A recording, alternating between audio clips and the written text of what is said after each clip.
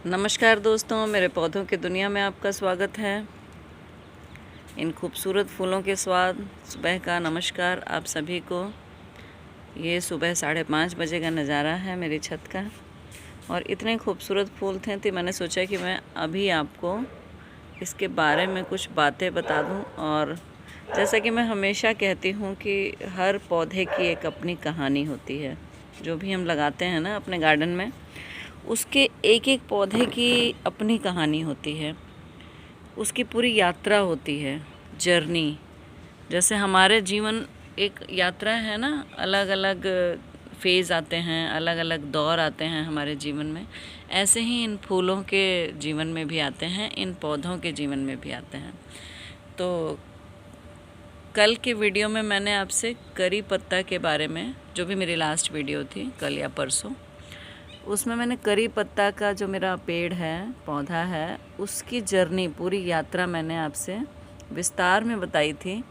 और उसके बारे में मैंने बताया था कि उसके जीवन में क्या क्या दौर चला, कैसा कैसा वो किस टाइम पर रहा।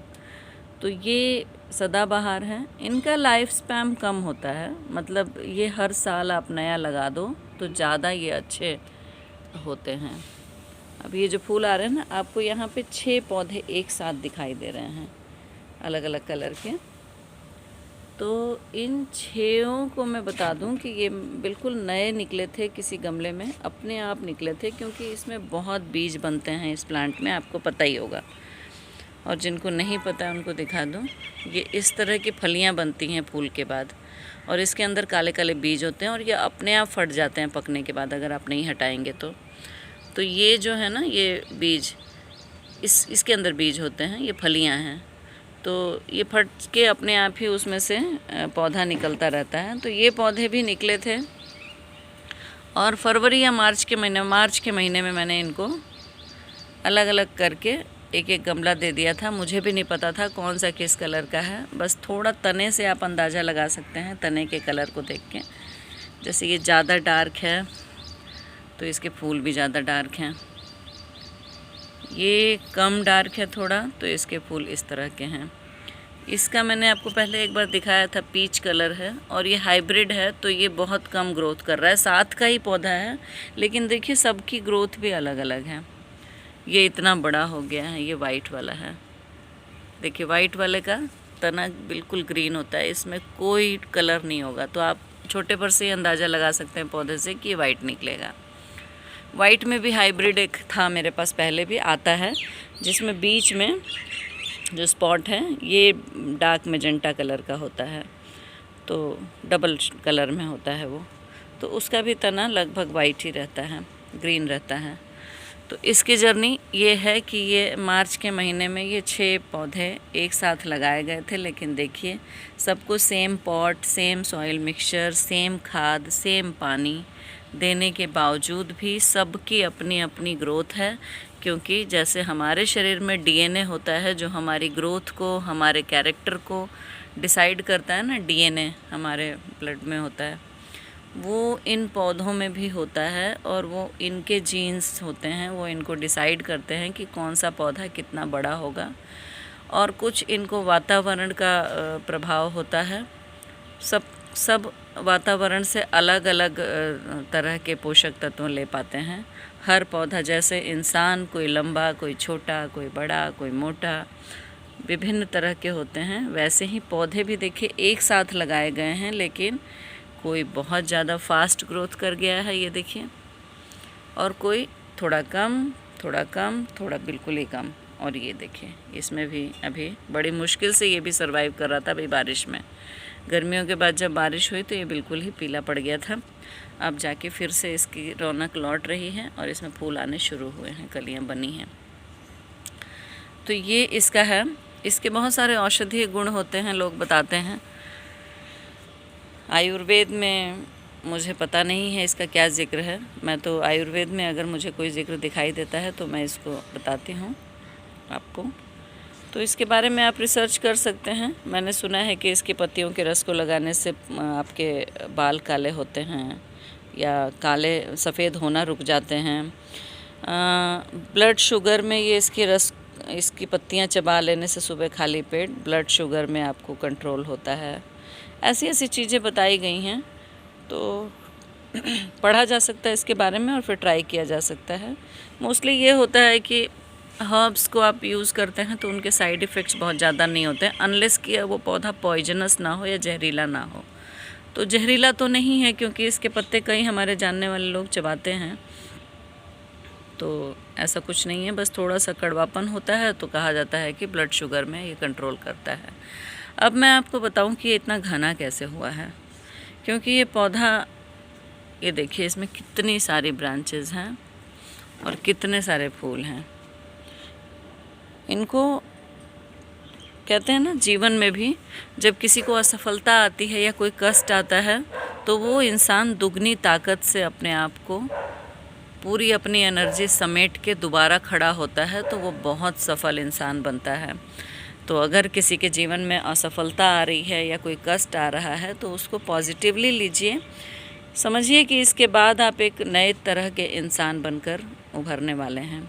इसी तरह से इनको भी कभी कभी आपको शौक देना पड़ता है। जब आपको अच्छे लहलहाते हुए बहुत सारी ब्रांचेस चाहिए, बहुत सारे फूल चाहिए, तो आप इनकी कटिंग थोड़ी थोड़ी बीच बीच में कर दीजिए। देखिए यहाँ से कटिंग किया था तो इतनी सारी ब्रांचेस एक ब्रांच में निकली।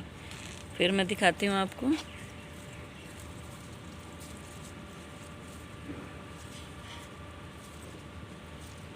हर ब्रांच को कट किया था, ये देखिए कट का निशान है, यहाँ से फिर इतनी सारी ब्रांचेस निकली। तो ऐसे आप इसकी छोटी छोटी प्रूनिंग्स, जैसे ही ये पौधा बहुत सारा फ्लावर सारे स्पेंट हो जाते हैं, खिल के मुरझा जाते हैं, उसके बाद अगर आपको कहीं मौका लगता है कि कम फूल आ रहे हैं या कम हो रहे हैं, तो थोड़ी थोड़ी ट्रिमिंग कर दीजिए ऊपर से। उसके बाद ये दुगनी ताकत से और बढ़ते हैं और बहुत सारे ब्रांचेस निकलती हैं और बहुत सारे फूल भी आते हैं। इस पौधे को आपने देखा होगा, ये बेतरतीब बढ़ जाता है। अगर आप इसकी प्रूनिंग नहीं करेंगे ना, और इसके तने को छोटा नहीं रखेंगे, तो ये बहुत बड़ा होके यहाँ वहाँ गिर जाता है, बिखर जाता है, और इस तरह की शेप नहीं आपको दिखाई देती है एक अम्ब्रेला की तरह।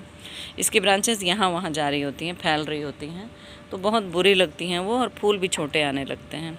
जब आप कटिंग करके और फिर एक बार थोड़ा सा लिक्विड मैन्योर दे देते हैं, खाद दे देते हैं। लिक्विड खाद हमेशा मैं कहती हूँ सब्जियों फलों के छिलके, जो खास करके प्याज का और केले का जो छिलका होता है, उसको अगर आप भिगो दें 1 हफ्ता पानी के अंदर, ढक के रख दें छाया में, और फिर उसमें पानी मिला के सारे पौधों में डाल दें, तो ये बहुत जल्दी आपके पौधों को असर करता है और बहुत फास्ट ग्रोथ ले आता है आपके पौधों में। तो जैसे ही आप प्रूनिंग करें, उसके बाद ये लिक्विड वाला मैन्योर दे देंगे, तो आपको इसमें इसी तरह से फूल दिखाई देंगे। और प्रूनिंग करने की वजह से तना मजबूत हो जाता है, छोटा ही रहता है और मजबूत हो जाता है तना, तो ब्रांचेस यहाँ वहाँ नहीं गिरती हैं और बेतरतीब नहीं होती हैं। तो ये देखिए, ये कितना सुंदर सा एक कैनपी बना हुआ है यहाँ पर, और यही इसकी यात्रा थी अभी तक की। और इनका ये है कि ये पौधा 2-3 साल भी रह जाता है, लेकिन 2-3 साल पुराना पौधा इतना अच्छा नहीं दिखाई देता है आपके साथ, जैसा मैं दिखा रही हूँ अभी स्क्रीन पे। ये नए पौधे ही होते हैं, तो बेटर है कि आप हर साल नया पौधा लगा लीजिए और इनको अच्छे से खाद पानी दे दीजिए थोड़ा सा। और जो लोग ये कहते हैं कि ये जंगली है, सदाबहार है, इसको कुछ नहीं चाहिए, ये ऐसे ही होता है, वो गलत है। मेरा अपना अनुभव है कि इसको भी उतना ही केयर चाहिए होती है जितने बाकी पौधों को चाहिए होती है, क्योंकि ये गमले में है। होता होगा जंगली ज़मीन में, जब ये होते हैं तो अनलिमिटेड इनको खाद पानी ज़मीन में से मिल जाता है, क्योंकि इनकी जड़ें फैलने की पूरी जगह होती है। और हमारे इस 6 इंच के गमले में इनको क्या जगह मिलेगी और क्या, तो इतने छोटे से मिट्टी के पॉट में आपको इसको देना ही पड़ेगा मैन्योर, तभी ये अच्छा फूल प्रोड्यूस करेगा आपके लिए। तो ये थी इसकी आज की जर्नी, और इनको बस आप 2-3 साल तक आप इसका मज़ा ले सकते हैं इन फूलों का। और नहीं तो अगर आपको लगे, जैसे ही लगे कि पौधा ख़राब होने लगा है, बेटर है कि नया पौधा लगा लीजिए। नए पौधे निकलते रहते हैं, इन्हीं के नीचे निकलते रहते हैं, उनको ग्रो करके नया पौधा बना लीजिए, वो ज़्यादा सुंदर लगता है। तो ये देखिए कैनपी, इसकी 3 कलर दिखाई दे रहे हैं। ये डार्क मैजेंटा कलर है, ये लाइट है, और ये वाइट है, और एक और है ये छोटा वाला, लेकिन अभी खिल नहीं रहा, ये पीच कलर है। पीच कलर में डार्क रेड कलर का स्पॉट है बीच में, तो ये भी बहुत सुंदर लगता है। लेकिन अभी बहुत छोटा है। ये हाइब्रिड वाले ऐसे ही होते हैं, ये बहुत ज़्यादा नहीं बढ़ते हैं, बारिश में बहुत जल्दी इनकी जड़ें गल जाती हैं, ये बहुत जल्दी ख़राब हो जाते हैं, तो उतना नहीं कर पाते हैं जितना ये देसी वैरायटी आपको फूल देती है। तो ये थी आज की जर्नी, यात्रा इस फूल की।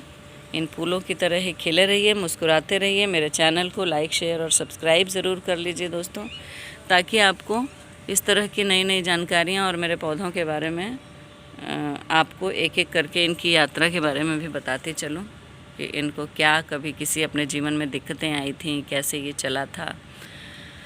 तो ये देखते रहिए नज़ारा, और जल्दी से सब्सक्राइब ज़रूर कर लीजिए चैनल को। पसंद आया हो तो दोस्तों के साथ भी शेयर कीजिए, जो भी आपके गार्डनर जिनको भी इंटरेस्ट है गार्डनिंग में, या नहीं भी इंटरेस्ट है तो हो सकता है कि इसको देख के उनको इंटरेस्ट जाग जाए कि गार्डनिंग करना चाहिए। और ये देखिए हरियाली आपको बहुत आँखों का सुख देती है, तो इसलिए गार्डनिंग ज़रूर करना चाहिए। मैं हमेशा आप लोगों से रिक्वेस्ट करती हूँ कि गार्डनिंग बहुत ज़रूरी है करना। ये आपको ओवरऑल ग्रोथ देता है, आपके जीवन को बहुत चीज़ें सिखाता है, बहुत पेशेंस सिखाता है आपको। तो खिले रहिए इन फूलों की तरह, मुस्कुराते रहिए इन पौधों की तरह, आपका जीवन हरा भरा हो। मिलते हैं फिर एक नई वीडियो के साथ। Thank you for watching. Bye bye.